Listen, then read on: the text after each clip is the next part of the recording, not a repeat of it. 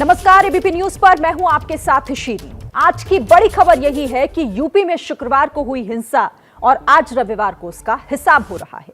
प्रयागराज में हिंसा के मास्टरमाइंड कहे जाने वाले जावेद अहमद पंप के घर पर अब भी बुलडोजर चल रहा है। बड़ी खबर आपको बता दें, पिछले करीब 4 घंटे से मुख्य साजिशकर्ता कहे जाने वाले जावेद अहमद के घर पर कार्रवाई हो रही है। बुलडोजर से जावेद अहमद पंप का घर तोड़ा जा रहा है। जावेद अहमद पंप पर प्रयागराज हिंसा के दौरान लोगों को भड़काने, साजिश रचने और पत्थरबाजी करवाने के लिए उकसाने का आरोप है। आपको तस्वीरें भी हम दिखाएंगे कि किस तरीके से ये कार्रवाई पिछले 5 घंटे से लगातार जारी है। 4 घंटों से आप 5 तस्वीरें देख रहे हैं। प्रयागराज की ये तस्वीरें जावेद अहमद पंप के घर पर हो रहे एक्शन की है। मास्टरमाइंड पर ये एक्शन है। 10 जून को जो हिंसा हुई थी उसका मास्टरमाइंड जावेद अहमद पंप को कहा जा रहा है।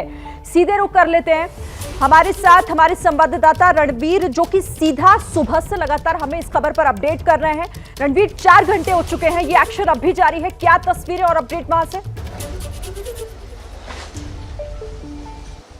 जी बिल्कुल, 4 घंटे होने को हैं और ये जो अभियान है ये भी खत्म होने वाला है। मैं तस्वीरें दिखाने को कहूँगा अपने कैमरामैन प्रेम सिंह को कि किस तरीके से ये करेली के इलाके में जावेद मोहम्मद के घर को गिराने की जो कार्रवाई थी वो लगभग पूरी होने वाली है। घर के पिछले हिस्से से आप देखिए बुलडोज़र ने पूरे जो कमरे थे वो तोड़ना शुरू किया और अब आगे का जो हिस्सा है, सिर्फ जो फर्स्ट फ्लोर की बालकनी थी और उसका थोड़ा सा जो पार्ट आगे की दीवार का है वो बचा है। बाकी पूरा घर मलबा बन चुका है और परसों तक ये घर था क्योंकि इस घर में लोग थे। कल ये मकान बना क्योंकि घर से लोग निकले और आज ये मकान मलबा बन गया। और ये संदेश है उन लोगों को जिन्होंने पत्थर बरसाए, साजिशें की, पुलिस पर पथराव किया और माहौल बिगाड़ने की कोशिश की। ऐसे में कल नोटिस लगाया गया और नोटिस लगाने के बाद आज सुबह से आप देखिए 11 बजे का इंतज़ार था कि क्या कार्रवाई होगी या नहीं होगी और 12 बजे के आसपास बड़ी संख्या में सुरक्षा बल यहाँ पहुँचे। एक भी विरोध की आवाज़ सुनने को नहीं मिली और ये जो पूरी कार्रवाई है, ये कार्रवाई अब अपने मुकाम पर पहुंचने वाली है, जहां पर आगे का हिस्सा जो थोड़ा सा बचा हुआ है वो गिराया जा रहा है। 3 बुलडोजर्स का इस्तेमाल किया गया और लगभग 1000 के आसपास पुलिस और पीएसी के जो जवान थे वो मौजूद रहे। महिला पुलिसकर्मी मौजूद रही। घर की पहले जांच की गई, ये सुनिश्चित किया गया कि घर में कोई मौजूद तो नहीं है।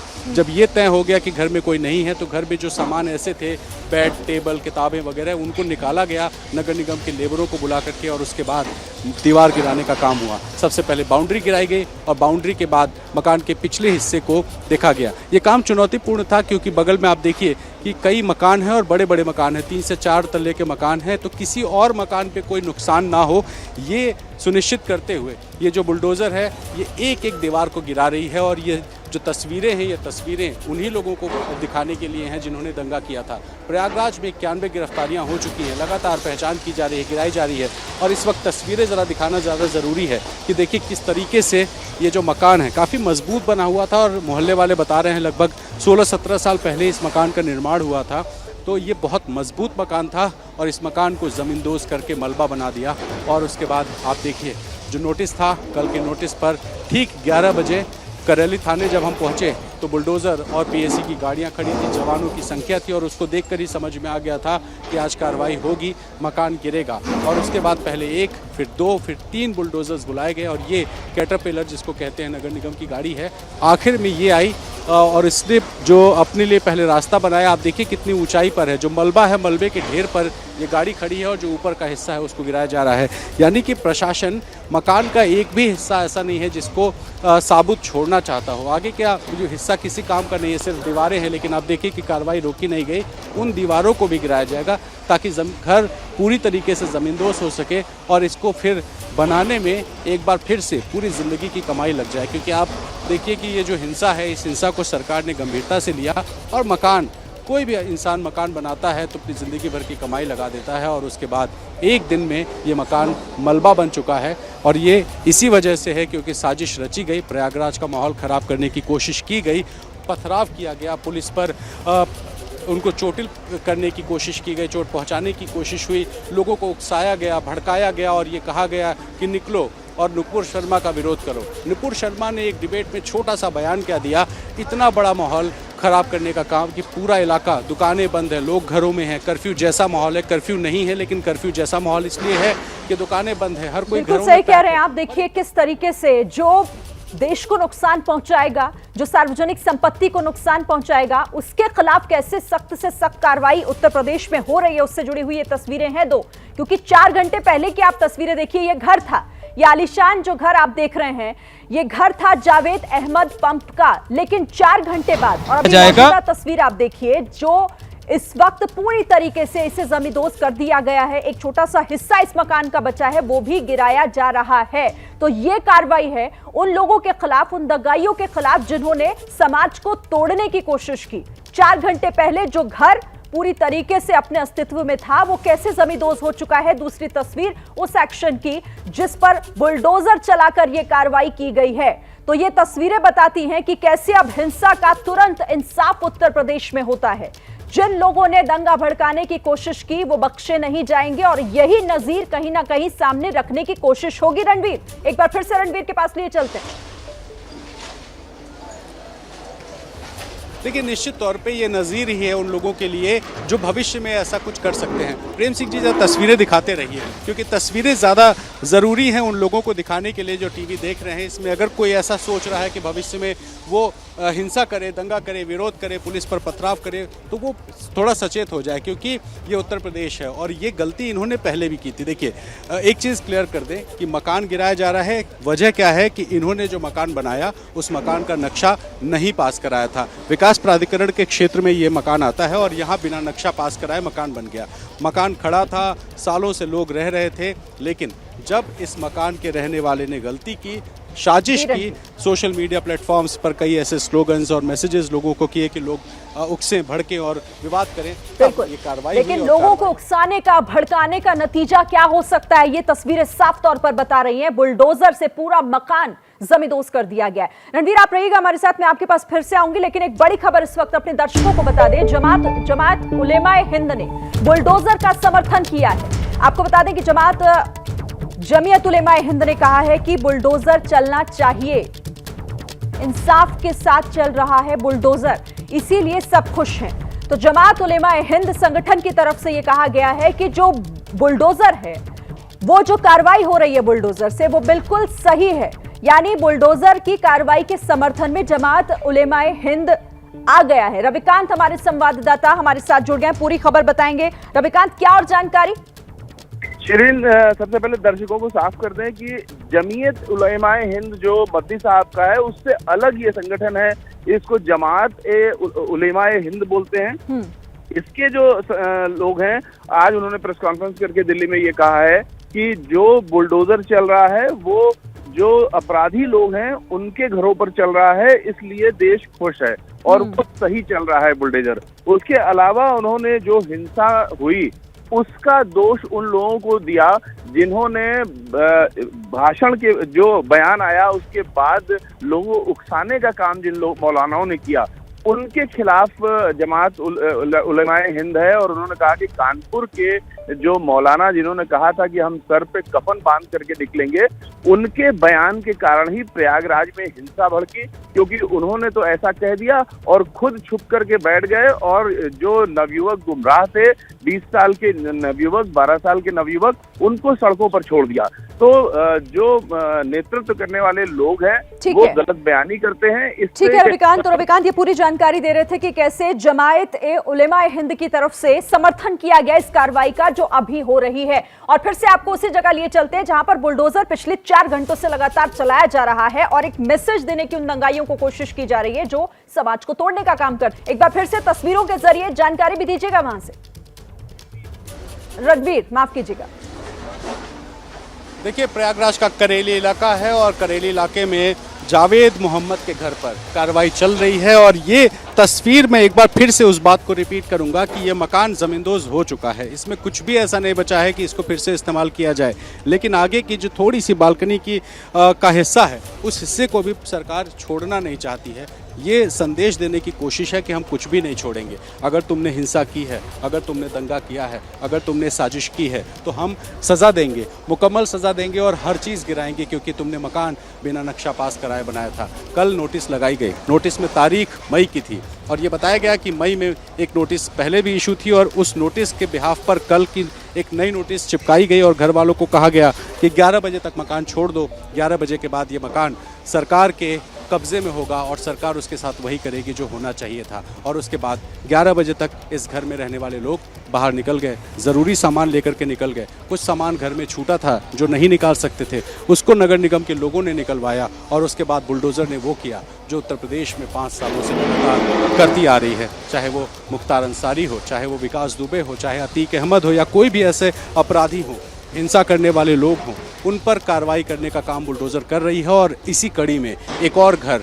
जावेद मोहम्मद का प्रयागराज में, जो प्रयागराज की हिंसा का साजिशकर्ता बताया गया है, उसको गिराकर सज़ा दी गई है। एक सज़ा जेल में रहकर के सज़ा काट रहा है तो दूसरी सज़ा घर खोकर दी जा रही है, घर गिरा करके दी जा रही है। जावेद मोहम्मद अब जेल में है, कितनी सज़ा होगी ये तो कोर्ट तय करेगा, लेकिन फ़िलहाल एक सज़ा घर गिराकर सरकार ने दे दी है क्योंकि घर बिना नक्शा पास कराए बनवाया गया था और उसी आधार पर सरकार को एक मौका मिला उस साजिशकर्ता पर एक कार्रवाई करने का जिसने माहौल बिगाड़ने की कोशिश की पिछले जुमे के दिन। और आपको बताएं कि पिछले जुमे को जब कानपुर में हिंसा हुई थी तो कानपुर में भी स्वरूप नगर में कार्रवाई की गई। कल वहां बुलडोज़र चला तो प्रयागराज में 48 घंटे नहीं बीते कि फिर से बुलडोज़र आ गया और आप देखिए बुलडोज़र चढ़ा ही जा रहा है। मलबे के ऊपर चढ़कर जो भी ऊपर का हिस्सा बचा है उसको गिरा करके नीचे उसी तरह का मलबा बना देगा जो मलबा उठा करके पत्थर के रूप में पुलिस पर फेंका गया था। और अब ये जितने पत्थर पुलिस पर फेंके गए थे, इस मकान को तोड़कर उतना ही मलबे में पत्थर बना दिए गए हैं और दिखा दिया गया कि अगर कोई भी कानून व्यवस्था बिगाड़ने की कोशिश करेगा, कानून को हाथ मिलेगा तो उसके साथ वही होगा जो जावेद मोहम्मद और इसके जैसे तमाम लोगों पर हुए हैं। और अभी तो ये शुरुआत है क्योंकि 91 गिरफ्तारियाँ हुई हैं, 5000 अज्ञात लोग इसमें हैं, 70 नामजद थे। और इसके अलावा 91 की जो गिरफ्तारी हुई है, ऐसे लोगों के भी मकान की पैमाइश कराई जा रही है। तहसील के राजस्व विभाग से जुड़े लोग घरों पर जा रहे हैं, नक्शे चेक कर रहे हैं और नक्शे चेक करके ये सुनिश्चित कर रहे हैं कि नक्शा पास है कि नहीं या कमियां हैं कि नहीं। यानी कि सरकार की मंशा ये है कि जावेद मोहम्मद जैसे जितने भी जावेद होंगे, जितने भी ऐसे लोग होंगे जो पत्थर उठाए थे, उन सब पर कार्रवाई होगी। जी ठीक है रणवीर, लगातार तस्वीरों के माध्यम से रणवीर वहां की मौजूदा स्थिति अभी बता रहे हैं कि कैसे बुलडोजर की कार्रवाई ने पूरा जो घर है वो जमींदोज कर दिया है। तो कुछ शुक्रवार को हिंसा और अब उसके हिसाब की बारी। रांची की बात कर लेते हैं। रांची हिंसा में 2 लोगों की मौत के बाद अब शांति बनी हुई है।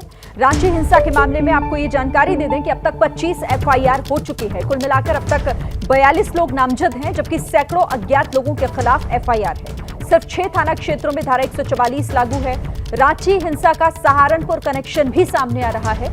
इस सवाल का जवाब ढूंढा जा रहा है कि क्या हिंसा के पीछे कोई सोची समझी साजिश थी। जिस तरह से अभी शुरुआती तौर पर चीजें निकलकर सामने आ रही हैं, वो कम से कम इसी तरफ इशारा कर रही है। जुमे को हिंसा, रविवार को फ्लैग मार्च, शुक्रवार को पत्थरबाजी, आज पुलिस का शक्ति प्रदर्शन के बहाने आगजनी, आज शांति बहाली की कोशिश। इस वक्त हम रांची में मेन रोड पर यहीं पर शुक्रवार को हिंसा भड़की थी। देखिए यहाँ पे धारा 144 लागू है, हालात को सामान्य करने की कोशिश की जा रही है।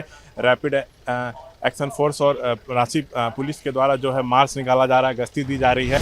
शांति लौटने के बाद इंटरनेट पर लगा प्रतिबंध हटा दिया गया। वहीं पुलिस अब आरोपियों की धरपकड़ में लगी है। इसी कड़ी में रांची हिंसा में नाम जुड़ रहा है यूपी के सहारनपुर का। इस वक्त हम रांची के मेन रोड पे खड़े हैं। यही वो एरिया है जहां पर शुक्रवार को नमाज के बाद प्रदर्शन मुस्लिम लोगों ने किया था। उसके बाद हिंसा भी भड़की थी।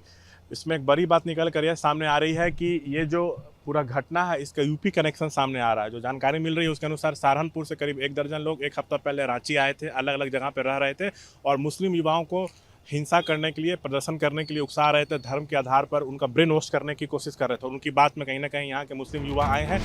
वहीं पुलिस जांच में लगी है। सहारनपुर एंगल से भी पुलिस ने इनकार नहीं किया है।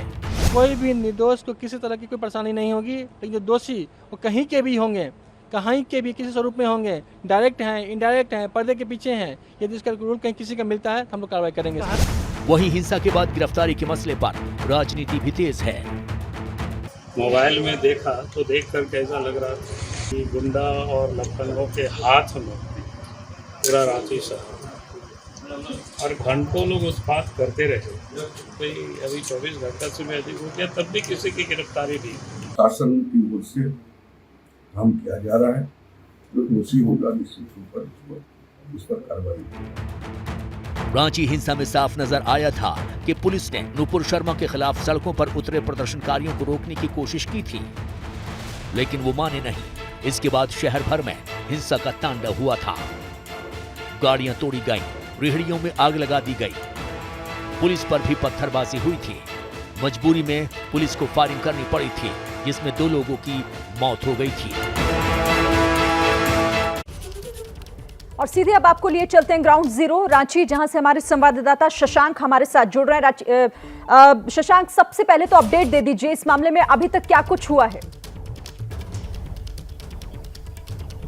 देखिए, एक तरफ यूपी में जिन लोगों ने हिंसा भड़काया उनके घर पे बुलडोजर चल रहा है, गिरफ्तारियां हो रही है, लेकिन झारखंड में अभी ऐसा कुछ नहीं हो रहा है। झारखंड पुलिस किसी एक को भी अब तक गिरफ्तार नहीं कर पाई है। जहां तक अपडेट की बात है तो टोटल 25 प्राथमिकी अब तक दर्ज हो गए हैं, 26 नामजद और 10,000 अज्ञात को आरोपित बनाया गया है। कल पुलिस ने करीब 1 दर्जन लोगों से पूछताछ की थी, लेकिन बाद में उसको छोड़ दिया गया था। आज करीब आधा दर्जन लोगों को पुलिस ने बुलाया है और पूछताछ किया है। वैसे कोई गिरफ्तारी आज भी नहीं हुई है। जिन लोगों को आज बुलाया गया था उनको भी छोड़ दिया गया है। दूसरा, सीसीटीवी फुटेज, स्टील फोटोज के आधार पे जो उपद्रवी हैं उनकी पहचान की जा रही है। ऐसा पुलिस की तरफ से दावा किया जा रहा है कि जल्द उनको सफलता मिलेगी, लेकिन अब तक गिरफ्तारी एक भी नहीं हुई है। एसपी के नेतृत्व में एसआईटी बनी है, वो जांच कर रही है, लेकिन अब तक कोई बड़ी सफलता हाथ नहीं लगी। लेकिन आज एक चौंकाने वाला मामला सामने आया है। जो शुक्रवार को यहाँ हिंसा भड़की थी उसमें ये सामने आया है कि 4 जून को करीब 1 दर्जन लोग सहारनपुर से यहाँ आए थे और जो युवा मुस्लिम हैं उनको हिंसा के लिए भड़का रहे थे और उनको उनके दिमाग में गलत आइडियाज़ दे रहे थे। उनके बाद में यहाँ के लोकल मुस्लिम्स आए भी हैं और प्रदर्शन भी किया। उसका उदाहरण है शुक्रवार को जब जमकर यहाँ पे तोड़फोड़ हुई और फायरिंग हुई थी, उसमें ज़्यादातर युवा थे।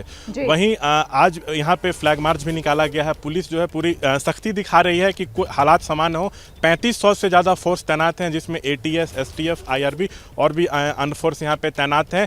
12 थाना क्षेत्रों में ये धारा 144 है, लेकिन 6 ऐसे थाना है जहाँ पे थोड़ा ढील दिया गया है। 1 से 4 बजे तक लोग जरूरी खरीदारी कर सकते हैं, लेकिन बाकी अन्य समय वहाँ पे धारा 144 लगेगा। लेकिन विपक्ष जो है यहाँ पर बीजेपी लगातार आरोप लगा रही है कि सरकार की फेल्योर है, क्योंकि कोई गिरफ्तारियां अब तक इस मामले में नहीं हुई है। जी बिल्कुल, और सवाल यही है कि मामला तो दर्ज हो चुका है, लेकिन अब तक कोई गिरफ्तारी आखिर क्यों नहीं हुई है हिंसा के बाद? शुक्रिया फिलहाल शशांक आपका हमारे साथ जुड़ने के लिए और इस बातचीत के लिए। अब चलिए बात कर लेते हैं पश्चिम बंगाल की, क्योंकि पश्चिम बंगाल के हावड़ा में पिछले 2 दिन से हो रही हिंसा के बाद अब वहां पर सन्नाटा पसरा हुआ है। पुलिस लगातार पेट्रोलिंग कर रही है। अब तक 100 लोगों को गिरफ्तार भी किया गया है। शांति होने के बाद नजर आ रहे हैं बवाल से हुई तबाही के निशान। हावड़ा से हमारी संवाददाता मनोज्ञा लोईवाल की एक रिपोर्ट आपको दिखाते हैं।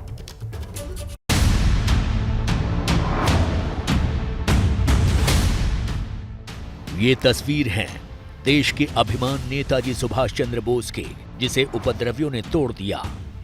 पांचला बाजार इलाके में नेताजी संघ में बवालियों ने जमकर तोड़फोड़ और आगजनी की। फ्री क्लिनिक का सामान लूट लिया गया। यानी न देश की शान देखी गई, न सेवा का सामान देखा। बस हावड़ा में मची तो तबाही। समय 4:30 बजे, यानी कि वो समय जब इस घड़ी पर पत्थर मार के इसे हमेशा के लिए रोक दिया गया। ये घड़ी उस बात का गवाह है कि इस पूरे नेताजी संघ में क्या हुआ था। दरवाजे, खिड़कियां, जो सामान मिला वो सब तोड़ दिया गया। अब पुलिस हिंसाग्रस्त इलाकों में गश्त लगा रही है।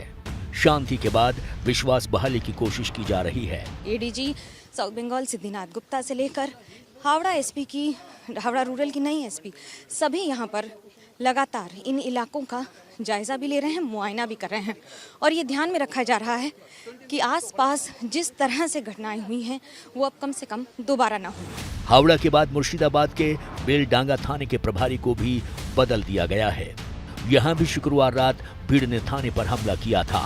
पुलिस पर पथराव ही नहीं, बम भी फेंका गया था। घटना में पुलिसकर्मी जख्मी हो गया था। सवाल यह है कि जब हिंसा हो रही थी तब पुलिस मूक दर्शक क्यों बनी रही? आखिर 2 दिन तक हिंसा क्यों होने दी गई?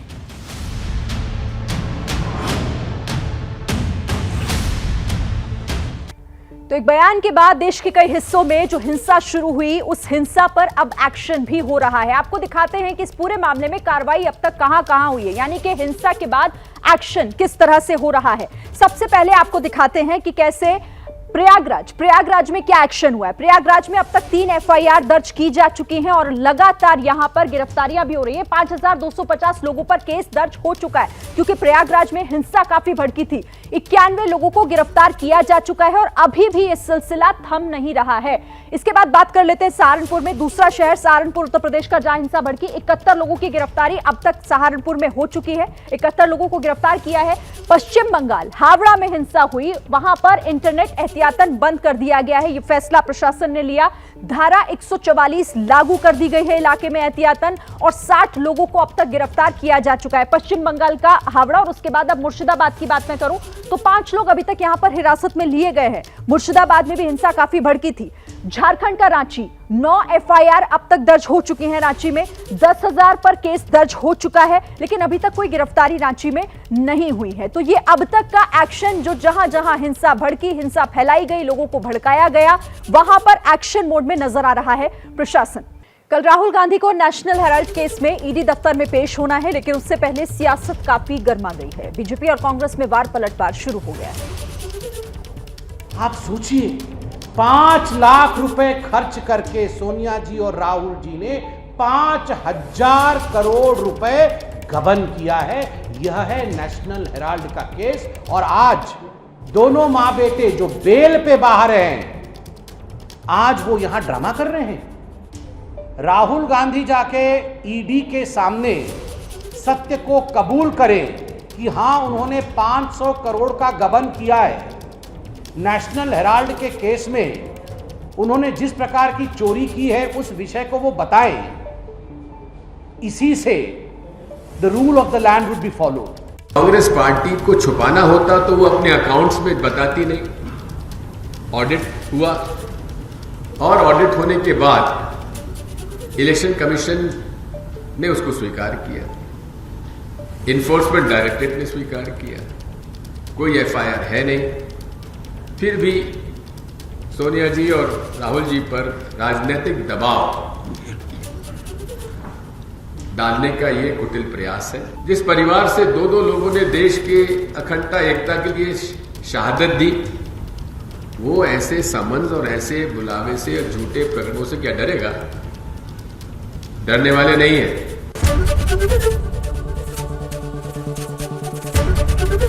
एबीपी न्यूज आपको रखे आगे।